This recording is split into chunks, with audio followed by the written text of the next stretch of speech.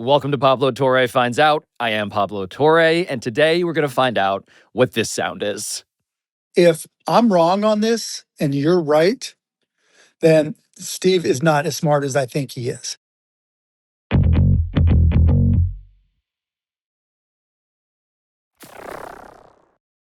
There he is. What's up, Ballmer? Sorry I don't have a great image here. I just like last second. This is, by the way, we're recording now. Are you good? We're good to Yeah, I'm get good. it? Okay, amazing. Yep, rock and roll. Thank you for doing this. It's rare that a Twitter interaction results in something like hopefully dialogue. Yeah, I'm good for dialogue. I don't have a dog in the hunt, right? From a Mavs perspective, I hope they're cheating. Right? I mean, there's no reason for me to try to defend Steve Ballmer other than for what I think is right. What's your relationship like with Steve Ballmer? Fine. I mean, we get along.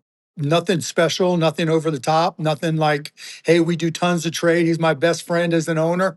Nothing like that at all. Yeah, have you talked to him about this reporting today? No, not at all. No. So I just got to jump in here for a second and interrupt Mark Cuban, the former majority owner of the Dallas Mavericks and longtime shark from Shark Tank, to say that if you missed our last episode here at Pablo Torre Finds Out, the reporting that we're both talking about at the moment has to do with this. Have y'all seen this information about Kawhi? Shout out to Pablo Torre, man. Crazy journalism from my boy, man. He dropped a bomb this morning. Major drama and serious allegations surrounding the LA Clippers. Clippers superstar Kawhi Leonard signed a $28 million endorsement deal with an environmental startup funded by Clippers owner Steve Ballmer. Now, according to an investigation by Pablo Torre Finds Out, former employees are now raising concerns that Ballmer's $50 million personal investment in the company, currently under federal investigation for fraud, went on a round trip to power Leonard's no-show job and skirt NBA rules. I want to give them the benefit of the doubt, and I want to put that out on Front Street. And Steve Ballmer is one of my favorite owners in the league. I just think that he's a good man. But that doesn't mean this doesn't warrant an investigation. So I should say also here that on Wednesday, the NBA announced, quote, "We are aware of this morning's media report regarding the LA Clippers and are commencing an investigation." End quote. And in fairness, and to be clear, the Clippers stand by their initial statement to Pablo Torre Finds Out that neither Steve Ballmer nor the Clippers circumvented the salary cap, which Commissioner Adam Silver, by the way, reportedly does see as a cardinal sin, cap circumvention. In fact, the last big time that an NBA team officially got caught with their hands in the cap circumvention cookie jar was about 25 years ago. Timberwolves owner Glenn Taylor and general manager Kevin McHale had secretly promised forward Joe Smith that if he signed a below-market free agent deal, he would eventually sign a 7-year, $86 million contract. Now, Commissioner David Stern, in response, decided to strip Minnesota of 5 first-round draft picks and also fine the team $3.5 million, and also effectively suspend both the owner and the GM we just mentioned for the whole season. Which is all to say that the NBA says that they really, really, really care about cap circumvention. So much so that one current NBA general manager texted me after seeing my above-mentioned Twitter interaction, my Wednesday evening beef with Mark Cuban, the following, quote, "I don't see any way the NBA lets Cuban talk to you. And yet." My name is Mark Cuban, and I live in Dallas, Texas, and I'm co-founder of costplusdrugs.com. And so look, I got about a zillion things that I wanted to ask Mark Cuban about one-on-one, including about his own oversight of his own NBA team, the Dallas Mavericks, as well as some of the other scandals therein. But the focus of our specific argument here concerned my own reporting into the secret world of billionaires and sports ownership, as well as oversight and due diligence by very smart and very rich figures like Mark Cuban and Steve Ballmer. And in particular, the Clippers' relationship with a company named Aspiration. So when I saw your report, right, I went up and I just searched in my email to see if they had ever sent me anything. Because I figured if they're trying to pitch Steve Ballmer, they're probably trying to pitch me. So they did. In March of 2020, they sent me an email asking if I wanted to get involved. Who was the guy who sent the email to you? Let me find it. Hold on. Yeah. Let's see. Aspiration. Mark's going through his phone. He's searching for Aspiration, which is just a delight for me to help Mark Yeah. Cuban Right? revisit the past. 3/26/2020 from Joe Sandberg with CC to Andre Cherney. Yeah. Mark, I co-founded Aspiration, and the Aspiration team wants to move on this with you. I've copied my co-founder. Aspiration has 1.8 million users, raised 200 million of VC, and is focused on delivering socially conscious financial services to everyday Americans. Would you like to connect by phone so we can operationalize ASAP? First, that's really aggressive, right? I mean, it was like the assumption closed, didn't even ask questions. Oh, because this was right when the pandemic hit and everything had just shut down, right? And people were trying to get money, and we were talking about making money available. And so this guy's coming in saying, we can do it, we're a bank. And I said, well, are you even a real bank? I appreciate your desire to help. And he said, no worries. Building on my prior response, we have a bank partner that is ready to go on this. We have been finalizing a product with them. We could literally do 1 million of these $1,200 loans. First of all, a company that I've never heard of, ready to do over $1 billion in loans. Okay, that was a red flag. And that was the end of it. I never followed up with those guys, and I don't have anything else from any of them going forward. It's just fascinating to know that he was sniffing around the NBA. Obviously, this is Joe Sandberg, by the way, who August 21st, 2025, this is the DOJ's press release. The headline is, Aspiration Partners co-founder charged and agrees to plead guilty to a $248 million scheme to defraud investors and lenders. And there's yet more, by the way, in his file with the Justice Department. The SEC is also now investigating him. All of this stuff is part of my fascination with the story. I want to get, though, to why we are doing this, because I don't expect everybody to be on Twitter following both of us. They're probably following you.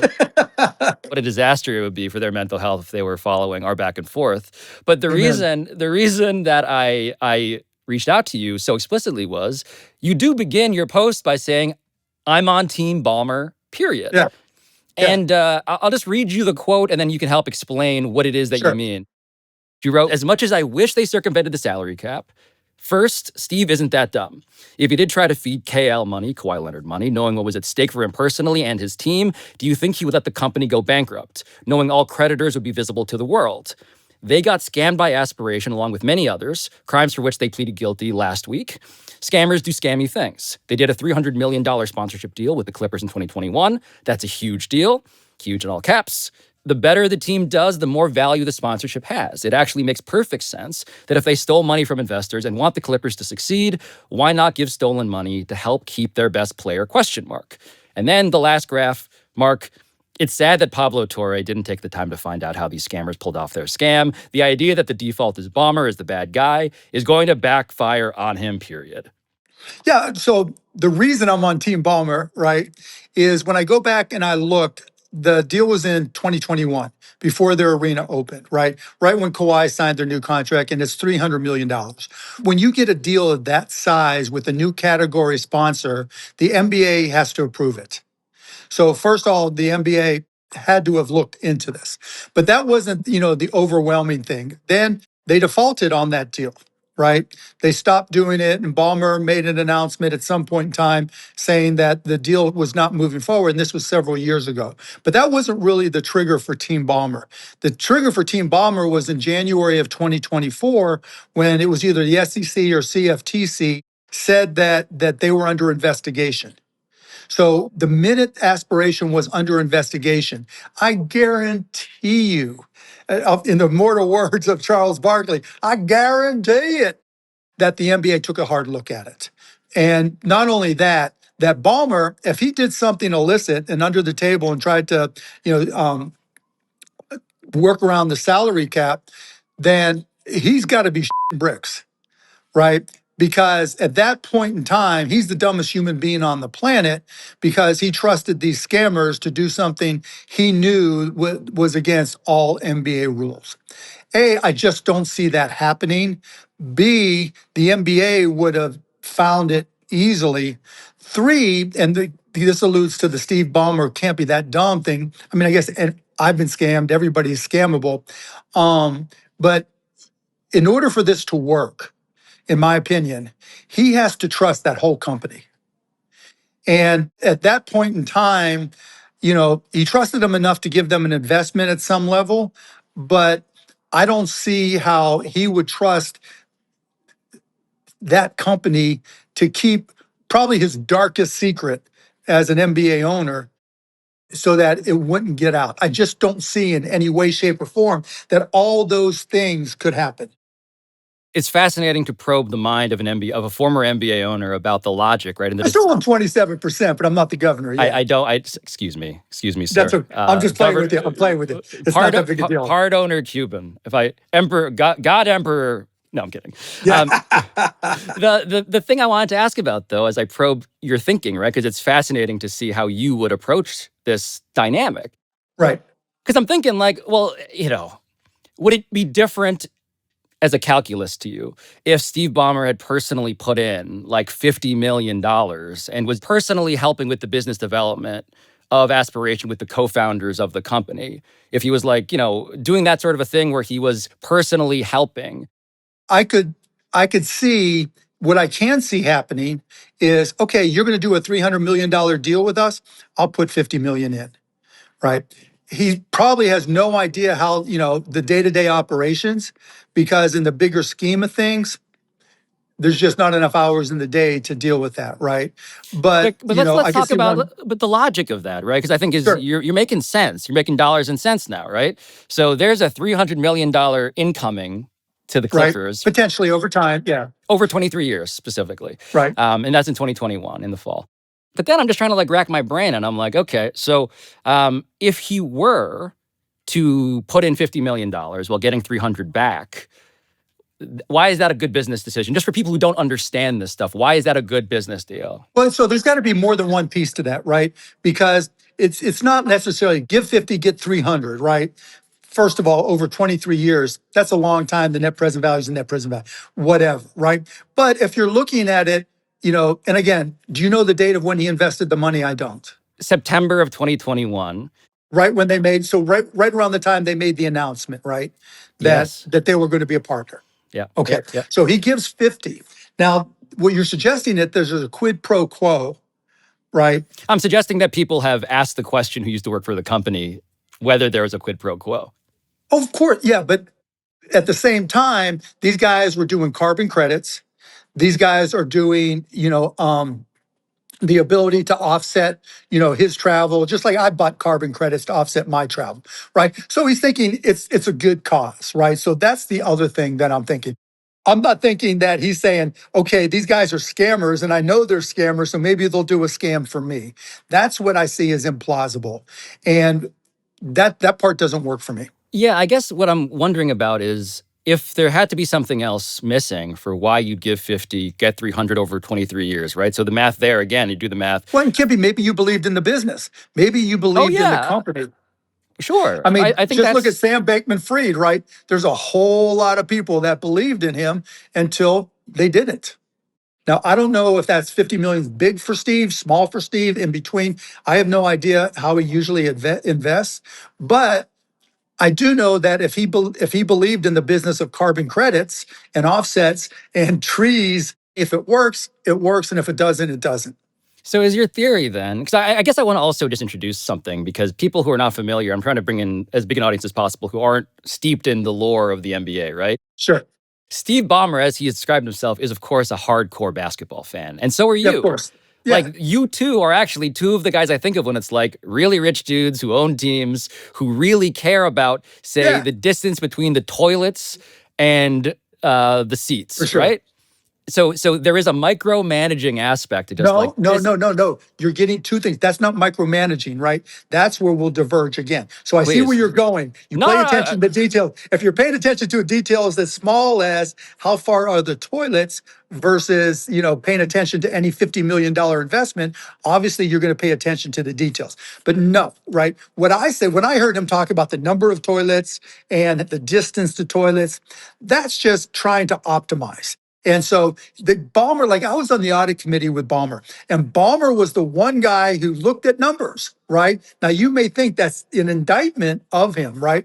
But the reality is He's always trying to optimize. That's the way he thinks. That's the way entrepreneurs think. That's the way I think. How am I going to optimize the experience for fans? And if you're trying to spend $1.2 billion and differentiate your arena, the number of toilets and the distance and time it takes to get to them and your food, etc., is just, a metric that you use to determine, how different you're going to be. I don't think it's indicative of anything. I want to take it beyond just the toilets. Sure. Because Aspiration was a founding partner of the Intuit Dome, but certainly there are sponsors of a level in which their logo's on the back of the courtside seat, right? Their signage is everywhere. Right. You're gonna on the jersey, whatever. On the jersey patch, exactly right.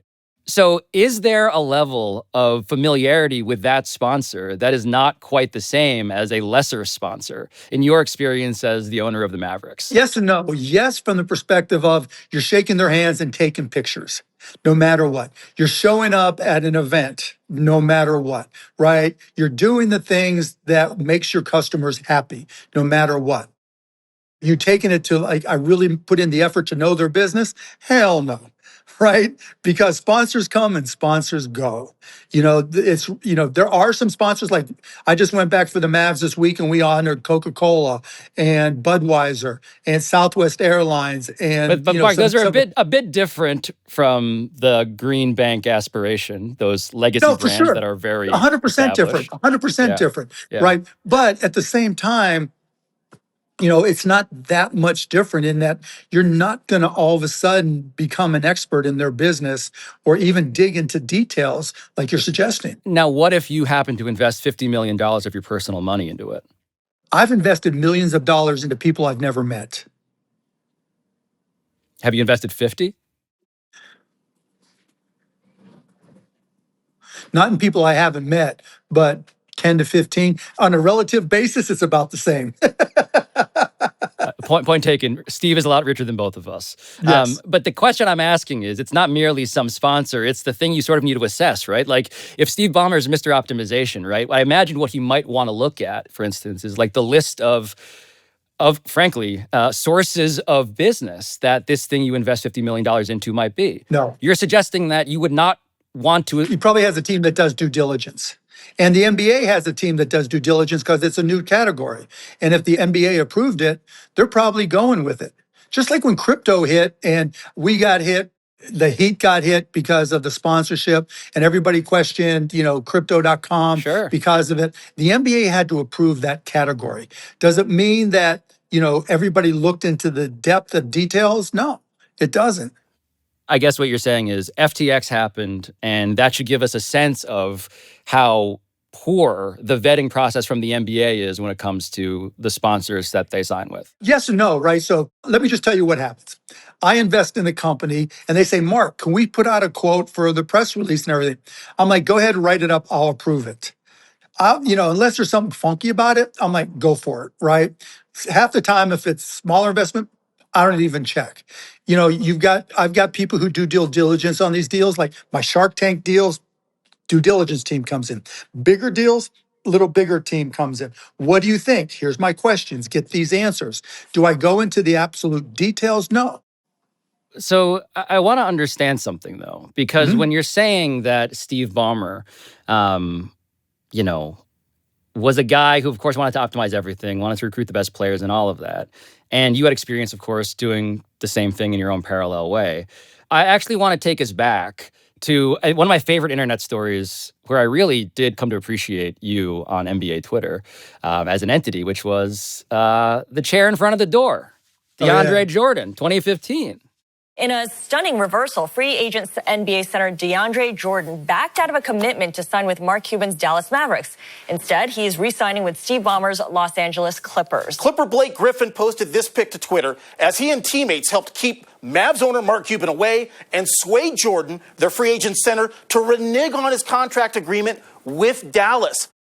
What I loved about that was it went to the extent of showing how much everyone cared about getting these players. And so I just want to establish that as just a general principle.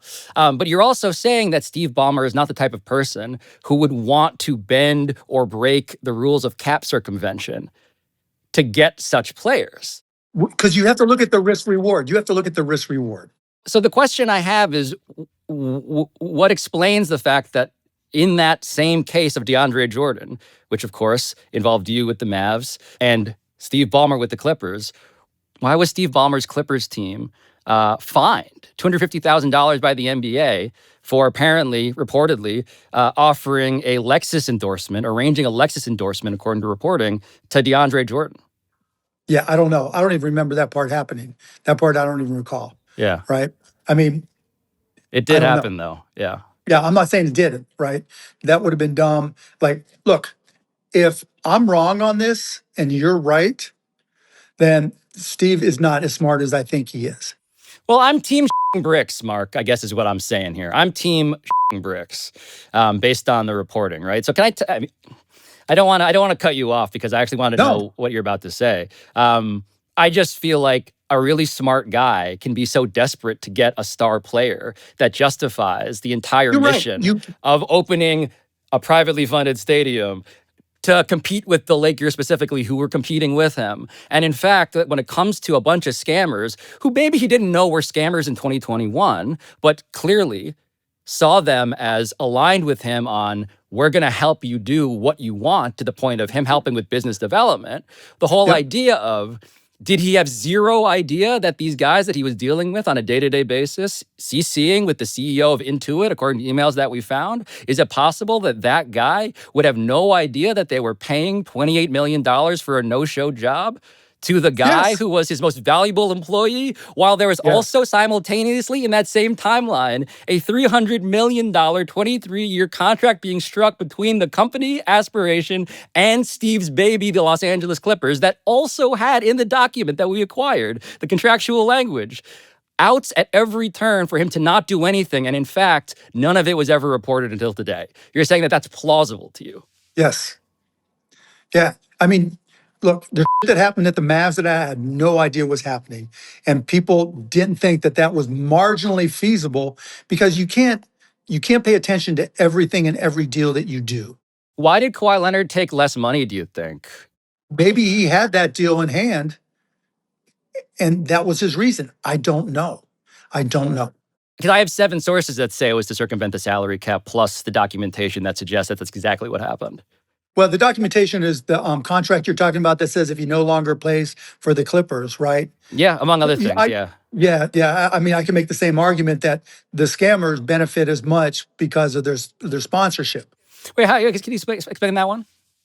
So in every huge sponsorship deal, you get tickets, you get appearances, you get all kinds of ancillary shit, right? And the better the team, the more valuable that is, right? All of our sponsors are going to want to have access to Cooper Flag. Everybody wanted access to Luka, no matter what, right? And part of us getting those bigger deals was giving people access. And so the better the team, the better the stars, the better the value of the sponsorship. So are you in dispute at all that the deal Kawhi signed in that document, as reported, to the extent that you've seen it, that clearly was to circumvent the cap? It's merely that Ballmer was not aware of it. That's the argument that you're making then. Right. So who would have known about it at the Clippers then? Who would have known? Well, wait, no, I don't think anybody knows about it necessarily at the Clippers. Nobody would have known about the fact that Kawhi Leonard? You're not. So my logic is different than yours. My logic, I'm putting the hat on of Aspiration. Yes. And just the Aspiration hat on, right? If I'm paying Kawhi to do something for me, even if it's a no-show Tony Soprano job, right? He's of no value to me in Dallas. Yeah. I can take some of that scam money that I just brought in and let me give it to Kawhi in the deal, because if Kawhi stays, they're probably going to be better. And if they're better, my sponsorship money is worth even more. There's more value to the scammers to doing this deal than there is to Ballmer for doing the Kawhi deal. So I guess I just want to square the circle here, right? Because the team had a relationship with Aspiration that had ended as described in 22-23. Right. And that started in 21. The Kawhi contract also started in, the LLC was registered and the LLC was named very conveniently for my purposes, KL2 Aspire LLC in 21. Pretty stupid, yeah. I mean, not the most genius plan by Uncle No. Dennis Robertson, admittedly. Right. But the point is that all of that stuff was happening simultaneously. So let me ask you a question. Yeah, please. I just don't understand how the Clippers would have no idea. Help me with the timeline here. Yeah. Because I forget when Uncle Dennis was an issue and him trying to do side deals. 2019, that was after Kawhi won the title with the Raptors. Yeah. Right. So, and that was a topic at the Board of Governors meetings. I remember that. I just don't remember the years. Can you explain what that meeting was like, actually? Because I'm fascinated as to how that goes. Yeah, it was basically, it wasn't specific to Uncle Dennis, but he was an example. It was effectively that you have to have a specific person you're negotiating with. You have to be a registered agent in order for you to be able to agent. And that statement, by the way, you got to be a registered agent to agent, is not a tautology. That's actually something that requires a quick explainer here, I think, about the rules that changed in 2019. Because the Clippers' signing of Kawhi Leonard in free agency in 2019 sparked a landmark NBA investigation. Multiple teams reportedly complained to the league that Dennis Robertson, Kawhi's uncle, who is not a registered certified agent, had gone directly to league owners to demand sweeteners and perks and hidden endorsement deals to circumvent the salary cap. And this investigation resulted in no proof, apparently, of illicit benefits provided by the Clippers, who got Kawhi Leonard. But what Commissioner Adam Silver did decide to do was increase fines and penalties for teams that negotiated with non-certified agents. He also mandated verification of agent certification at the time of contract negotiations. Call them the Uncle Dennis rules, which were then emphasized in a big and dramatic meeting about cap circumvention with Adam Silver and the NBA's Board of Governors. The reporting is that Uncle Dennis made those requests of Lakers owner Jeannie Buss, quote, and that she made it clear that such perks were illegal and would not be considered. Yeah, because we talked about it in the Board of Governors, yeah. Right, so Uncle Dennis went to owners. Is a badass negotiator, yeah. So you're saying that he didn't go to Steve Ballmer? Oh, maybe he did, right? But if Ballmer had any brains whatsoever, he just laughed at him. And that doesn't mean Uncle Dennis stopped there. All of which brings us back now to Uncle Dennis, who declined to comment for this episode when we sent him another detailed list of questions. All of this stemming from the fact that he was listed as the designated representative and go-to contact on Aspiration's secret $28 million endorsement deal with his nephew that nobody, not Aspiration, nor the Clippers, nor Kawhi Leonard, ever announced. When it comes to when Uncle Dennis is making calls and he's saying, I need to get paid here, which is what the source told me in the finance department. And others have said as well. He was the guy calling saying, hey, you owe us money. And Wait, Uncle Dennis is making the call, right? Yeah, exactly. That's in the episode too. Doesn't that say a lot? Isn't that a red flag to you? In what way? The fact that it's Uncle Dennis making those calls, right? It's not even plausible to you that this is a deal between Uncle Dennis and these two guys at the top. That I think the person who is most likely to have zero idea that he was under an Aspiration contract was Kawhi Leonard. Look, if your reporting is right and Steve knew, then it's over, right? It's over. So what do you think? What do you think the punishment is that's fair? If in fact he's toast. I mean, he's got it's far worse than Joe Smith. Now right. The difference is just because someone says Steve Ballmer knew doesn't mean he knew. But what I'm saying is, when Uncle Dennis is calling to say, you owe us the $28 million for the no-show job, in so many words, right?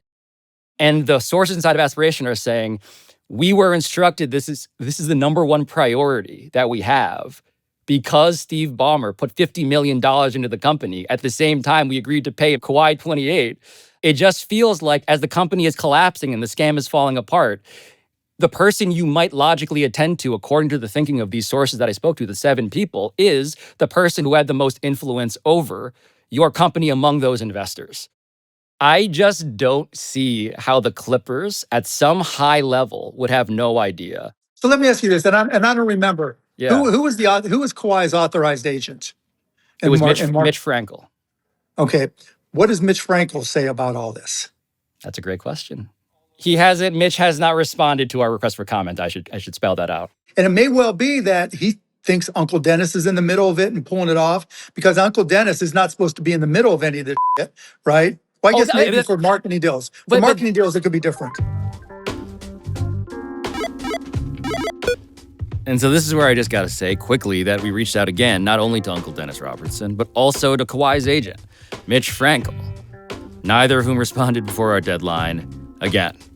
We also reached back out to the Clippers with new questions about what Steve Ballmer and front office executives like Clippers president of basketball operations, Lawrence Frank, might have known about Kawhi's deal with Aspiration and when they might have known it. And on Wednesday night, about 45 minutes after Mark and I finished this conversation, the Clippers released the updated version of the statement they gave us for our last episode, a statement that no longer had the phrase provably false in it anymore, by the way. Now, the team says that it welcomes the NBA investigation, and it reiterates that neither Steve Ballmer nor the Clippers knew about any improper activity by Aspiration until after the government started its investigation. The new statement reads in part, quote, Steve invested because Aspiration's co-founders presented themselves as committed to doing right by their customers while protecting the environment. Neither Steve nor the Clippers organization had any oversight of Kawhi's independent endorsement agreement with Aspiration. To say otherwise is flat out wrong, end quote. And so I just think it's useful to point out here, as we finally finish the legal disclaimers framing our conversation with Mark Cuban, that the word oversight is not the same word as knowledge.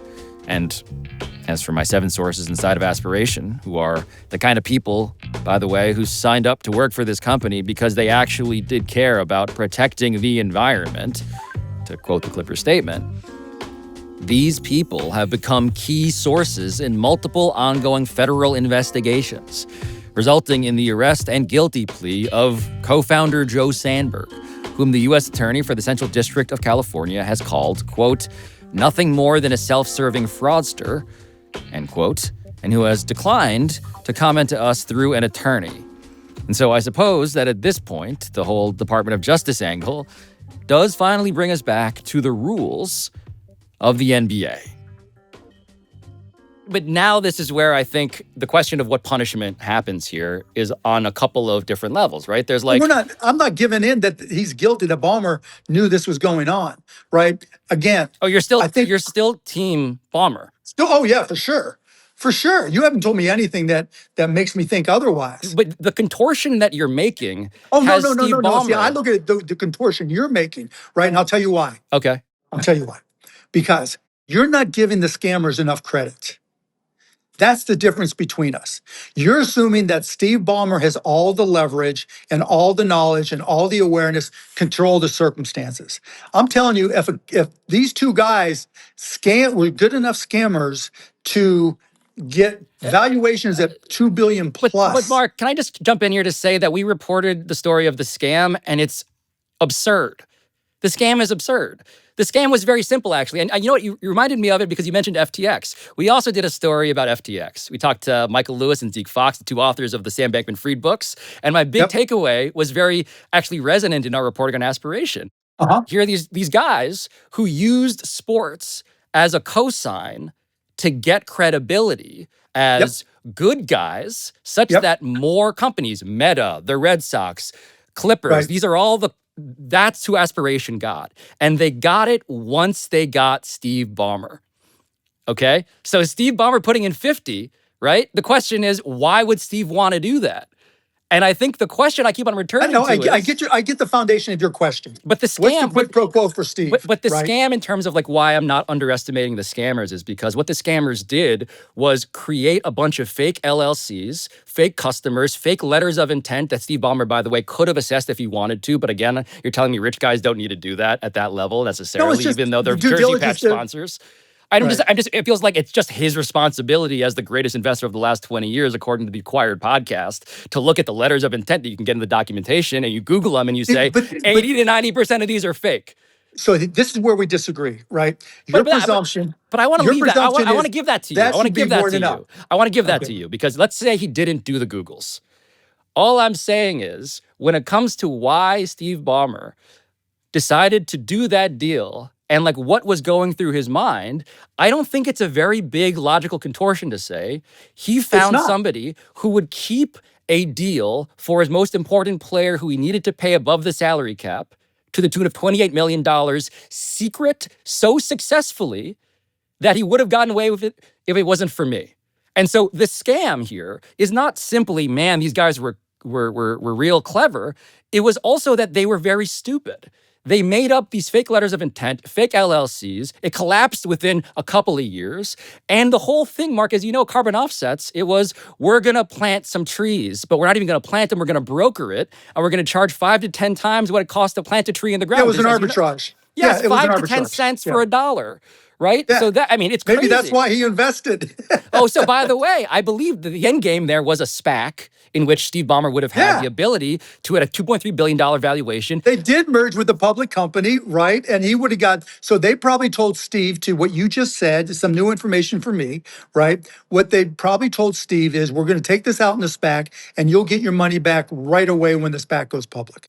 That was exactly part of the plan, as my reporting has indicated to me, was that there was a payday as well. By the way, as you say, multiple reasons to get into business, but the question of, right, cap circumvention and what an owner has a responsibility to know, doesn't it feel like it's his responsibility to know if the partner that he's gotten into bed with, that's on the jersey patch, on the seats, all over the building, has this side deal? Like, isn't that part of his oversight responsibilities as the owner of the team to do the due diligence? How is he going to know? How is it? But how would he not know? Like, that's the logic here. Is like, you're sort of presuming that these guys hid it from him. And what I'm saying is that 7 sources told me, including the documentation, that everybody knew about it. And this is the question I have for you. All your sources are inside the scam company. Oh, but these are people who are the victims. If there are any victims in this story, it's people who thought... The people who work there always are the victims of the scam company. Yes, who thought we're trying to do good. We're the climate change people. We're like true believers about carbon offsets, which is sad and now they got scammed just as badly as everybody else. And their question was... But that makes my point. That makes my point, Pablo, that the scammers... But why would but you're saying the scammers are really good at scamming. Why would the scammers tell 7 people at least, and I'm told it was dozens who are aware of this, that Steve Ballmer and cap circumvention is the reason we can't talk about this? No, I get your point again. But on the flip side, if I want to shut everybody up, hey, we're saving the world. But in order to get this $50 million investment, in order for us to be able to get the value of the sponsorship, I'm going to lie to you and tell you I did this deal that Steve Ballmer's making us do these things, right? Everybody who works for us, stay focused. Don't talk to anybody about this, because if you do, that can make the whole thing fall apart. But I feel like I'm giving you the reason why you can't talk about it. I feel like you're the greatest defense attorney for 2 scammers in terms of just like their I've thinking. been scammed. That's why I know I've been scammed. But Mark, I want to square the circle, as I keep on saying, like a cliche, unfortunately, of like how these guys can be smart enough to pull something off, but stupid enough to tell. Truly, in my reporting, so many people inside the company. But you're missing the point. No. Because what? How else do you get them to shut up? How else do you get them to shut up? And stay focused on their job. But I think there are 2 choices. It's how else do you get them to shut up? But also, if we tell them a lie that it directly indicts the guy we're trying to keep out of the news, you've given them the recipe to tell a reporter in September of 2025. How many of them know how the NBA CBA works? Dude, it's not, the whole notion of cap circumvention is not especially complicated as a concept. It's not. It's easy. Exactly. So the whole idea of like, the reason it's a secret is because we're paying Kawhi outside the cap. If you hadn't told me Uncle Dennis was the one to make the call, I would have been more likely to believe that Steve was at fault. Wait a minute. So let's dig in on that. So why is that? Because if Steve knew, and the minute he found out that this was falling apart and these guys were a scam, he'd say, let me invest some more money so you can pay off Kawhi so this whole thing goes away and there's no evidence of it any longer, and let's just erase all this from the books. You don't leave this outstanding debt out there. And particularly once you see that they're on a path to going broke, and potentially you understand enough, and I think we've all had enough experiences with bankruptcies, that those creditors are going to become public. And because that's where you got the story, right? And so that's, the whole due diligence, smart enough to know, right? It applies to that as well. He's leaving himself so wide open in a way that he's going to be smart enough not to be if he's truly breaking the rules. If Ballmer was involved and he just immediately square the circle, to use your term, the minute things went sour, he's a fucking moron. You're saying save Aspiration personally to prevent bankruptcy, to prevent all of this stuff. That's one option, or invest more money, right?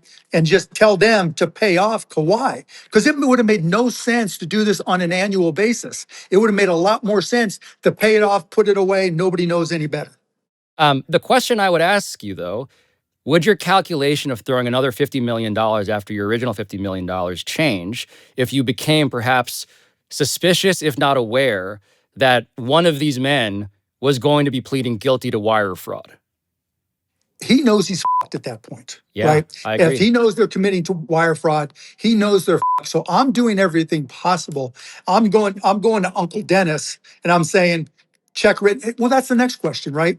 As a correspondent and an investigative journalist That's right. from Indiana University, Powell School of Journalism, right? Why wouldn't Ballmer just go, or a representative thereof, just go to Uncle Dennis and say, Uncle Dennis, forget those guys. Here's $30 million for you to get aspiration amnesia and just make this go away. Oh, and you just want tell them, you want SEC style. You want SEC well, no, paper bag SEC's full already of money. investigating. He already knows. No, the sorry, I SEC's meant investigating. Southeastern Conference football style. Oh, there you like go. Yeah, booster, yeah. Oh, booster paper bag. But that's what you're saying is directly pay Uncle Dennis. Yeah, I mean, look, it's risk reward. If he was dumb enough to go down this path in the first place, at that point, he's got to keep on digging. Yeah. I mean, look, logically, now we're completely in agreement. I think some dumb shit happened after some dumb shit happened.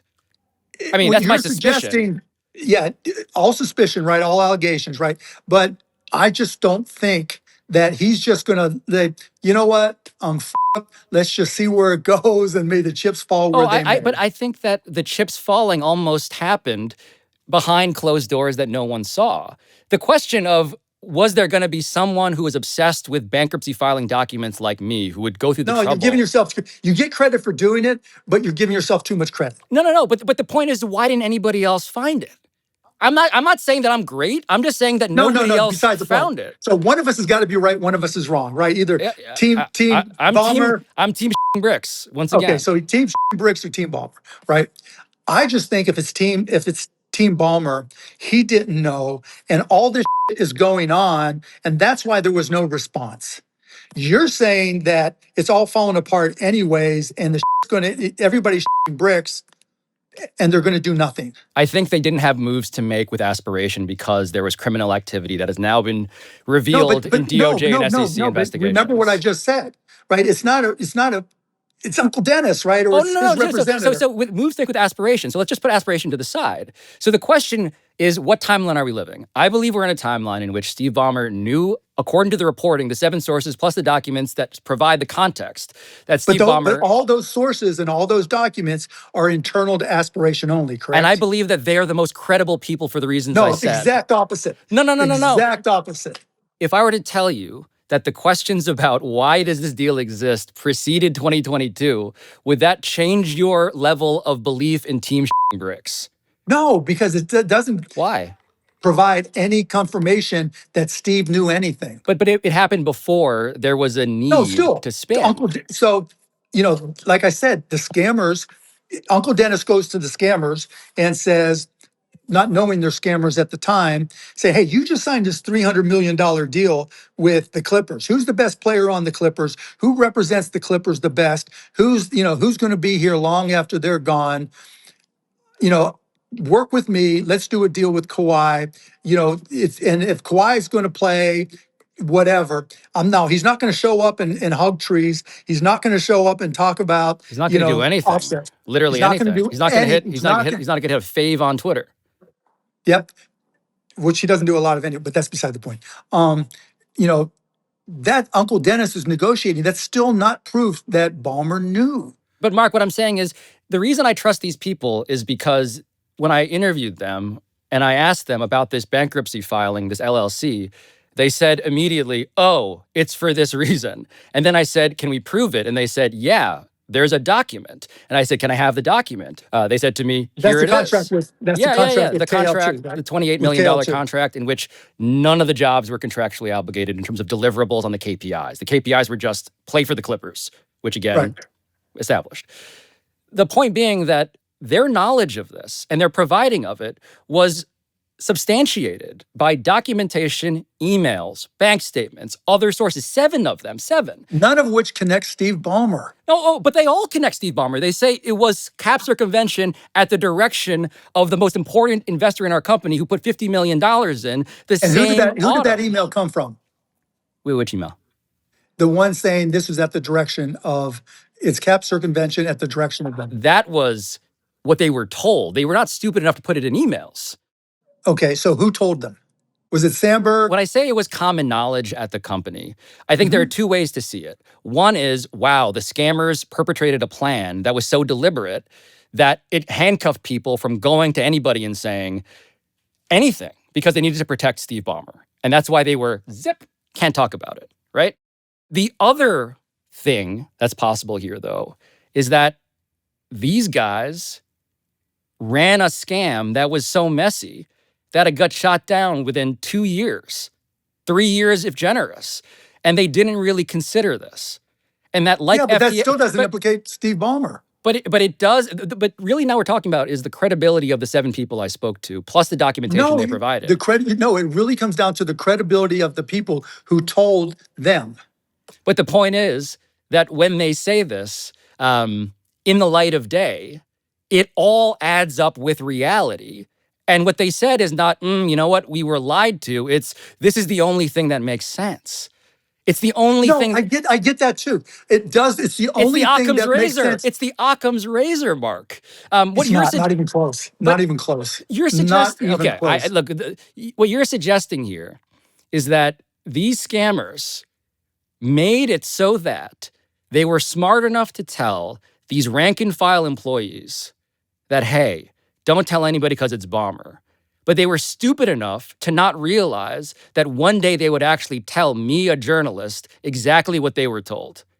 Every Ponzi scheme falls apart at some point, right? Every single one of them. Madoff went for how many years? And all those people who worked for him, all of them, down to the computer programmers who programmed the false statements that got sent out to the owner of the Mets at the time, right? And all the other victims that they had. Right. Everybody has to fall in line. They don't all think they're working for a scammer. A couple of them know, but they're all told that Bernie Madoff is making 15% a year, risk-free. So look, you had people in the Bernie Madoff case, to go back to how your logic, who are smart investors, including, people who are some of the, at the time, biggest investors with the most money, of right? Course. And they got scammed, right? Unknowingly, they trusted people. Maybe Bill Clinton told Steve Ballmer, right, that these guys are legit. So I'll tell you a quick story, right? There's a guy that I competed with 40 years ago with my company, Micro Solutions. This guy was good. Really, really good, great technologist. He contacts me 30 years later, and he says, I'm putting together this company. I do some due diligence, but I trusted him, just at best trusted him. All a scam. Now, in this case, I lost $8 million, right? I'd done basic due diligence, but it was underpinned on the trust and the references that I got. I had no idea. And all this technology stuff, he would tell me I had to deal with this company and this company and this company. And his employees believed him. His family believed him. I believed him. So when I keep on going back and say some scammers may be good, but all Ponzi schemes fail at some point. And when those Ponzi schemes start to falter, that's when things start to come to light. And again, I haven't heard anything that takes me off of Team Ballmer. I think that, there's a lot of uncertainty. I just don't see it. But this is really where I'm driving to, because what I presented you with is an owner who wants to win very badly, just like you did. An owner who has so much more money to spend than he's allowed to spend, which is pretty unique to him. Not that you're not very wealthy, Mark, and not that I hear you. It's okay. You made it rain. He's got a lot more money You made it than rain. me, yeah. Those padded seats courtside was right. an incredible I got thing. It done, baby. Incredible thing. But what I'm saying though is that nobody else put microphones on the rims until me. You are a pioneer. A pioneer. Yes. Yeah, in the rim world, I'm in the Hall of Fame. Oh God, what is that? Take that back. Yeah, I was going to say we're going to say that. Cut that out. We digress. I've given you this story of an owner who is those things, who also in 2015 went head to head with you for DeAndre Jordan. And got fined. Fined $250,000 for trying to arrange a side endorsement deal with Lexus and was told you can't do that. And so now 2019 comes around and all these other owners in the NBA at the Board of Governors meeting, which you said you attended, are saying, this Uncle Dennis guy, who you personally have experienced, pleading with you, give me some stuff, right? That guy... it wasn't quite like that, but he contacted us. Okay, but okay, fair. But the point being that there was an investigation by the league specifically around side deals, endorsement side deals, that resulted in the changing of the rules, right? Yeah. And so that's 2019. And so then we get to 2021, and Steve Ballmer, right, having acquired Kawhi Leonard, needs to figure out in this extension that he signs Kawhi Leonard to, and this is, I think, a key detail that maybe we've sort of underplayed. He signs Kawhi Leonard to a deal that was mysterious at the time to the people who had no idea about this story, but we're just covering it from an NBA perspective. Neither the shortest nor the longest extension available. He signed a deal that was convenient to the Clippers, 4 years, $176.3 million in 2021. How much was that short of the max? How much was that short of the max? It was a max. It was just that he restrained the ceiling on available money because he didn't go as long or as short as he could have. And so the question then is... But he didn't really give up any money. He gave up optionality. Optionality to align his contract with Paul George's with the Clippers, right? Which is something that was very helpful, as covered, by the way, at the time. Mark, okay. But there's no equivalency. He signed. It's not like he gave up $7 million. Kawhi Leonard wanted maximum money at all times. But the point being is, that same time, this guy who had previously gotten in trouble in the way with DeAndre Jordan, head-to-head with you, and also was investigated by the NBA for specifically this reason, has this deal with a sponsor who says to him, you know what, we should give you $300 million as your founding partner of this arena. And also, guess what, Steve? You should give us 50 of your own. And simultaneous to that, in this timeline, 2021 fall. I get but I'm just saying, you are sort of contorting this. But why 28? Why 28 million? It's just, by the way, less than 50, which you put in. Like the sources inside of Aspiration. Why 7 million a year? Why 7 million a year? By the way, fair market value when it comes to cap circumvention, you mentioned that this is bigger than Joe Smith, unprecedented in that way. It's because it's a big number. It's like, why? Why would they do that? Oh, no. Cap circumvention doesn't matter about the number. It's just that you do it. The number is irrelevant. It's just the fact that you would do it. But okay, so in that regard, when Steve Ballmer tried to sign DeAndre Jordan to that deal and got fined $250, doesn't that feel like an important detail when calculating, are you team Ballmer or are you team bricks? Yeah, but I would take the other side saying you learn really quick, right? And the NBA, when they fine you the $250, so the process as an expert in being fined, there's negotiations that go on and there's discussions that go on. And you talk to the NBA general counsel and they lay it out to you exactly what the risk factors are. And they're not shy to say, if you do this again, the circumstances will be far worse. So what if... And let me remind you of this again. And they will remind you totally over and over and over again. So I look at that as, hey, that was the warning, and that increased the risk profile for doing this even more. So what if there was a way, though, where you could sign somebody to an endorsement deal in which no one ever had to know about it? No NBA owner is dumb enough to think that, at least I don't think so. But he did it already against you for DeAndre Jordan. No, I get that. And he hopefully learned his lesson. Why would you assume that this man who, in the face of all the evidence I've given you, Mark, as I assess Team Bricks But versus I Team tell you, in Ballmer. face of all the evidence I've given you on the party But he is I dealing dare with. say that you provided zero evidence and more just logic based on how you would have done things. And you seem to have this perspective that is so conveniently generous to the 6th or 7th richest guy in the world. But you're, and not look, put the aside his wealth. reality of how this story has unfolded.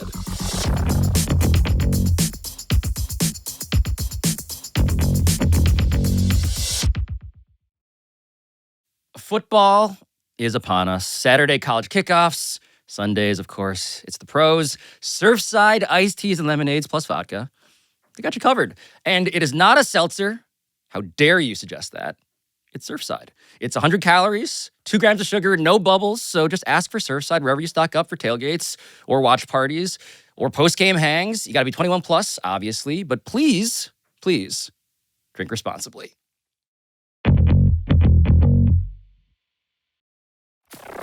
What do you think when FTX hit, right?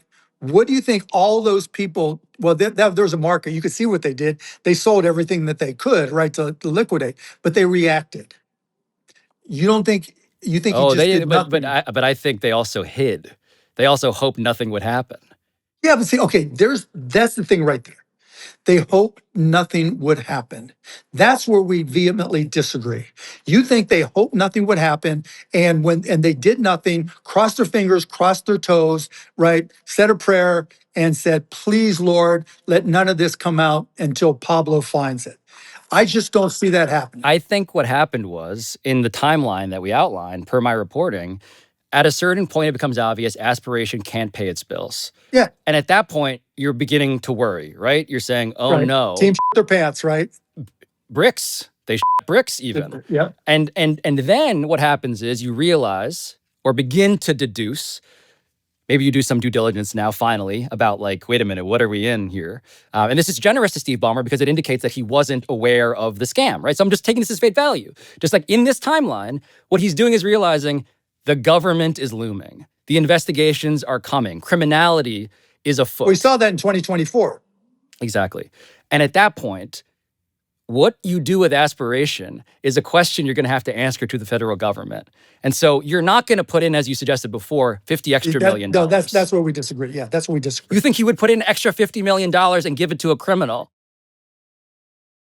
Well, at that point in time, he's probably, because he doesn't know for sure. There's been many companies. So, okay. When do you treat Steve Ballmer like a really smart adult? When is that going to happen, Mark? No, I just know my experiences, right? Having invested in companies. Are you treating him like Mr. Magoo? I'm like, this guy. No, you have never been through this. I have. No. You have never been through this. I have not, but at a certain point, when you realize your bills aren't getting paid and you realize that the government is looming. Well, you don't know in 2022 or 2023, you don't know the government's looming. To 2024. Let me give you my experiences, Pablo. It's just, yeah, please. Okay, so I've had companies where I believe in the company and weren't operated the right way, change the CEO, right? Give them more money. Some have worked, some haven't worked. That's just the way it goes, right? And so haven't paid their bills. I get the calls because I'm the rich guy behind them. I had another one of my scams, right? There's 2 big ones where I got scammed. He's selling shares in the company saying you're going to get paid back. And I have no idea, right? Guy ended up going to jail. I covered all of those things. So when he made all these lied to all these companies and took money from them, I made them whole, right? That because I just felt it was the right thing to do. But I still got scammed. And when I found out, I had the choice of giving them more money to keep them alive, which I did because I felt bad for the employees, and I paid off the people who got scammed on the outside. He does have that choice. He could have put more money in. Now, come January of 2024, probably not, right? Probably at that point in time, maybe a little earlier because they probably contacted him. And even then, they said that the team was not under any investigation. But at that point in time, don't you think he would try to cover all his bases and tie up any loose ends in any way he could? If I thought that I'd given $50 million to a guy you were at least vaguely concerned was going to go to jail, I would not give him... But he's not thinking you're going to jail in 2022, 2023. But when the radar starts blinking, right, as one of literally Steve January of Ballmer, 2024. Let's just say November of 2023. let's say that for now. And what I'm saying is, if you're Steve Ballmer, and again, I am not you or Steve Ballmer, and I really need to express that as well, because I'm not the guy who was called the greatest investor of the last 20 years, as Steve Ballmer has been because of what he did with Microsoft. You're using that as a way to justify your position. No, but it's a part of his expertise to know that when the bills aren't getting paid, what's happening, and you would get that's a big part of your argument, Pablo. That doesn't hold up. But you're right? but I get that. So Pablo, I get you're saying so that if he's there's worth a human. $100 billion, if he's worth $100 billion, let's just say it was $50 billion back then, and so it's 1% of his net worth. But Mark, what if it was the company you agreed to put on your jersey? Once you suspect it's happening to you, do you put your head in the ground, or do you try to be preemptive to protect your own team, which, as you said, is the most important thing, multi-billion-dollar asset? And so who's the linchpin in this whole scam from the Clippers' perspective? Who is the linchpin in everything? Steve Ballmer. Steve Ballmer put in $50 million, got out 300, is said by 7 sources to have been the reason. There's documentation, there are emails, he's doing business development for this company. Uncle Dennis is the linchpin. He's the fulcrum. So if you really have your franchise at risk, and you know this guy, and according to you, he knew about this. He knew about the 28 million.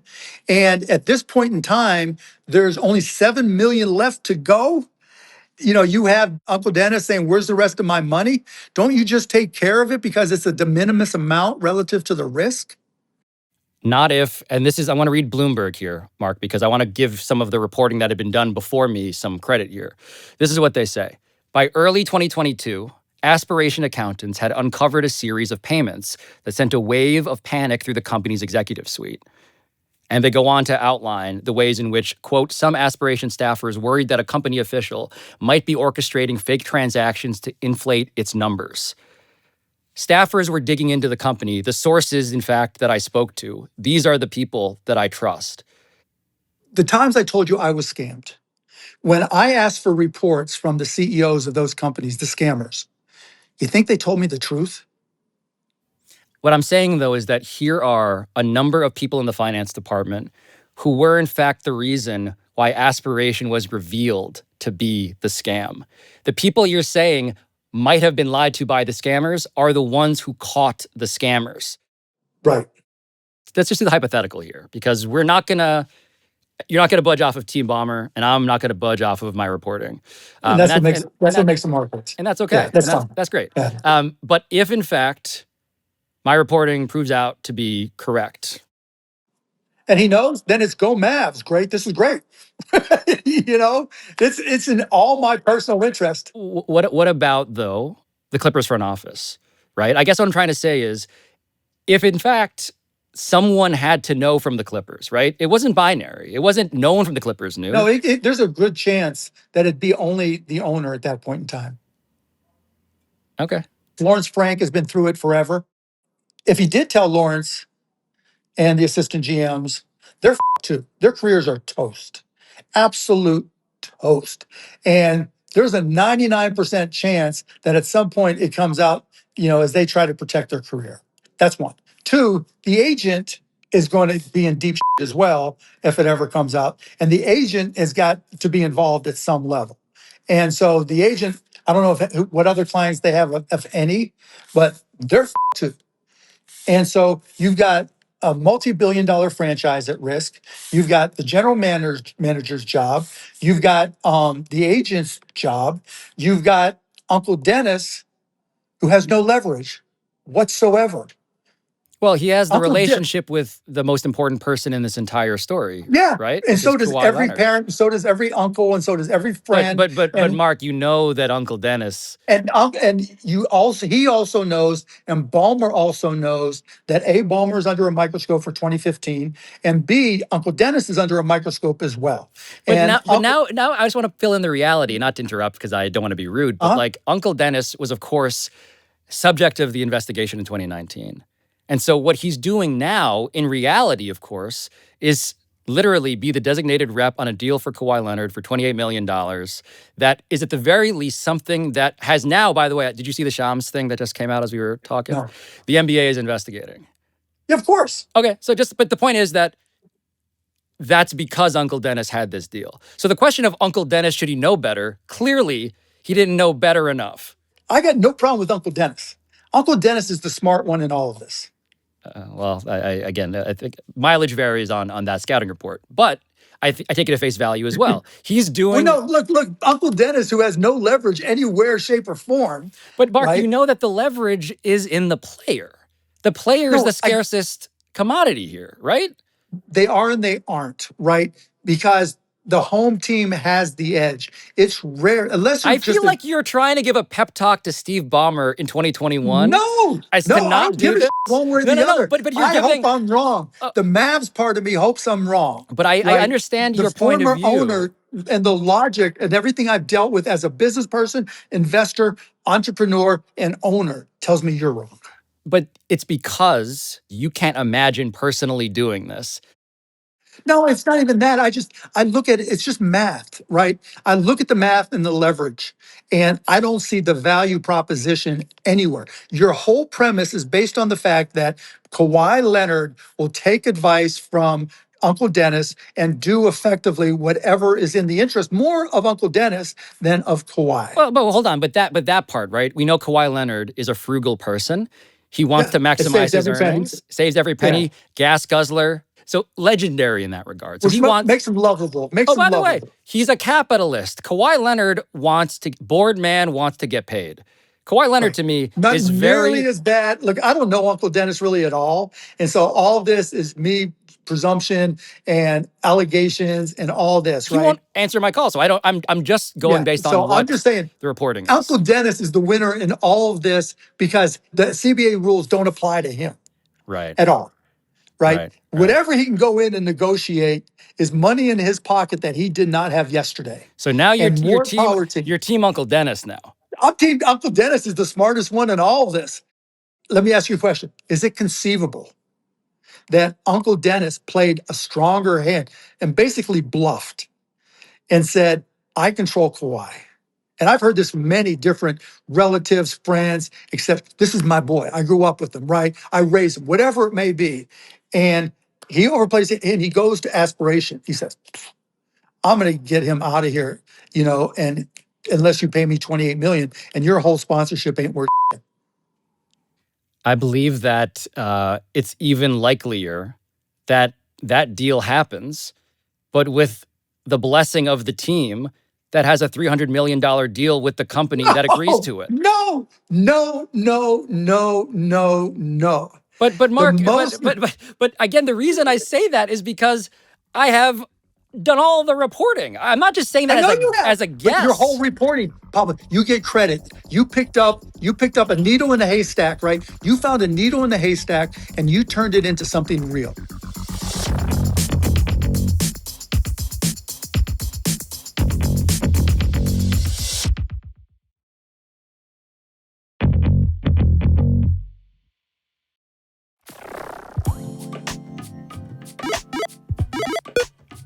So you should know here that I talked to Mark Cuban for 3 hours, a meandering and often circular, 2 hours and about 45 minutes, actually, entirely about this subject, which is both incredible and enjoyable, almost perversely, but also undoubtedly my fault as the interviewer. And so this conversation, to be very clear, as all our conversations are on Pablo Torre Finds Out, has been cut down for length and clarity. Because at one point, in fact, Mark Cuban and I were so immersed in said conversation that his phone battery died mid-sentence and his connection completely dropped out, which made us worried for obvious reasons. But then Cuban jumped back on the line and we picked right back up with a question. It comes down to who initiated that contract. Was it the agent and Uncle Dennis is just trying to collect? Was it the Clippers and they're just huge idiots? Or was it Uncle Dennis acting on his own, freelancing? I would bet on option 3. I guess what I'm saying is two things. The ultimate leverage in the NBA historically has been a superstar threatening to leave a place in which he can extract in exchange all sorts of stuff. Now, typically, when we say that, it's within the legal bounds of the CBA, right? Mm-hmm. The Kawhi Leonard story since 2019 has been circumvention. That's the allegation. No. There was a story. The story is not the same as the facts. No, but the story of Kawhi Leonard and this investigation by the NBA, as alleged by your colleagues in the NBA who dealt with him personally, was that this guy is coming to us asking for shares of ownership, and more even pressingly, these side endorsement deals, these sweeteners that are off the books. No, I get what he asked for. There's a lot, and I'm telling you, Pablo, that happens all the time. It's just like this guy asked for ownership, and that's what made it ridiculous. What I would return to, though, as an NBA fan and a journalist, is the actual timeline of Steve Ballmer owning the Clippers, right? So he wanted the cornerstone, the franchise superstar of a caliber that was going to do the thing that no one had done for the Clippers, which was compete actually with the Lakers. And so the guy who emerges in 2019, fresh off a championship, who looks like, by the way, when healthy, the greatest player in the league as a two-way concern, right? That's Kawhi Leonard's actual legend as a basketball player. He's incredible. When healthy is a big if. No question. But in 2019, he had just won the title and he was healthy, and Steve Ballmer had the opportunity to do the rarest of things, right? Get a free agent franchise player in his prime, which does not happen. And how did he do that? And what did he give up to do that? He gave up everything. 5 number ones, was it? Was it 5 number ones? It was Shai Gilgeous-Alexander, who was not... Shai, we didn't know was Shai, right? In fairness. But basically, and this is, I think, the point I want to drive at, and you just took me there. He did whatever Kawhi Leonard's camp was saying he had to do. That was the story of that offseason, you recall, right? He wanted Paul George. So if what you're saying is that wasn't enough, and he'd go to any length to do anything, but only for Kawhi, I'm not going down that road. Oh, no. I'm saying that he clearly knew the importance, because he's an NBA fan, of how you need a true number one superstar to contend. Yeah, for sure. And he got the guy, and he gave him, in reality, whatever was requested by the camp, Paul George, draft picks, all that stuff. He made it happen, right? Shai Gilgeous-Alexander, Danilo Gallinari, 5 first-rounders, your memory is good, plus 2 pick swaps going to OKC, right? At the time, this was all very clearly, Kawhi wanted to make this happen, and Steve Ballmer was happy to do it. Yeah. Yep. Absolutely. And so the question then is, given that kind of mindset, hyper-competitive, by the way... I get your point, right? But also... Stop? I get your point. Where do you stop, right? I get it. Exactly. And what I'm saying is, the reason I keep on going back to your experience with DeAndre Jordan, to 2019, to 2021, is because it's pattern all of behavior. I get the pattern of behavior. And you're suggesting that at some point he got scared straight by 2019, despite the fact that he got what he wanted, and for some reason stopped acting like that. If the catalyst is Uncle Dennis, I couldn't think of anything dumber, right? Because you're going to the very person that required Board of Governor meetings and follow-ups to send a message. This is not applicable. This is a problem. And I get your point. You're desperate. You're desperate to keep this player. I just don't think it was a binary set of circumstances like that. I just don't see it. Like I said before, I think it's far more likely that Uncle Dennis was the catalyst with the crooks. And I just don't think you can just presume that everything with Aspiration, the crooked company, is the equivalent of a legit company. Mark, I don't think I could possibly convince you any better than I've tried repeatedly. And vice versa. And I appreciate to me, it's so point blank obvious that, look, both of us could be wrong. Neither of us, one of us could be right. We'll find out over time. I just can't see him going in that direction. I just don't. Mark Cuban, part owner of the Dallas Mavericks, which is a conversation I want to get to, but we never got to it because, of course, this happened. 27% owner of the Dallas Mavericks, Mr. 27%. I think I've said all I can possibly say. And for that reason, Mark Cuban, I am out. I was waiting for you to say it. I just had to say it. This was a lot of fun. It really was. Mark, thank you very much, sincerely. Appreciate it, Pablo. Really do.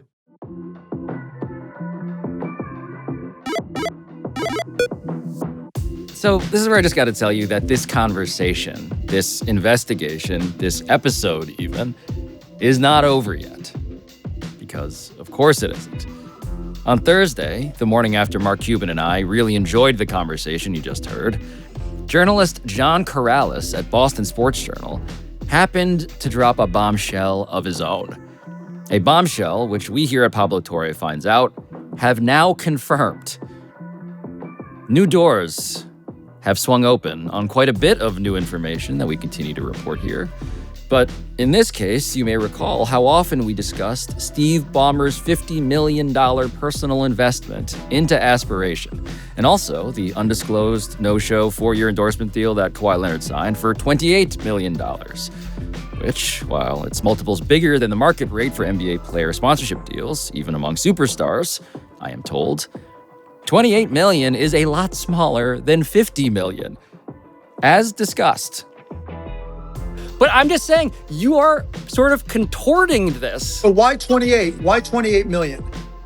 It's just, by the way, less than 50, which you put in? Like the sources inside of Aspiration. Why 7 million a year? Why 7 million a year? Well, according to this reporting by the Boston Sports Journal, quote, the $28 million deal was not the only compensation Leonard received. According to a high-level source, Leonard also cut a side deal with Aspiration to receive an additional $20 million in company stock. The stock was to be paid out from Sandberg's personal holdings in the company over 4 years. That brought the total of promised compensation to Leonard to $48 million. Around the same time as the Leonard deal, Aspiration was going through its rounds of fundraising, which included a $50 million investment from Ballmer. That investment has been characterized to Boston Sports Journal as having been made with light to no diligence. Think of it as getting a commitment on Shark Tank after only a couple of questions. End quote. So, in other words, Kawhi's updated and completely undisclosed compensation from the company Ballmer put $50 million into would be $48 million. Now, I swear that I did not plant that Shark Tank reference or seed that scoop or do anything like that with the Boston Sports Journal. It is simply one hell of a job by them. But what I did do was email Mark Cuban for his reaction to the updated math. And what Cuban highlighted for me was a couple of other key statements in the article, how the stock was to be paid out from Sandberg's personal holdings, specifically in the company, and also about the, quote, rogue behavior of co-founders Joe Sandberg and Andre Cherny, the guy who would sign Kawhi's $28 million contract, which was in the episode we did before. But Cuban's last line to me was about that Shark Tank reference. Quote, and I've said yes to Shark Tank deals after the pitch with no questions other than the price. Smiley face, end quote.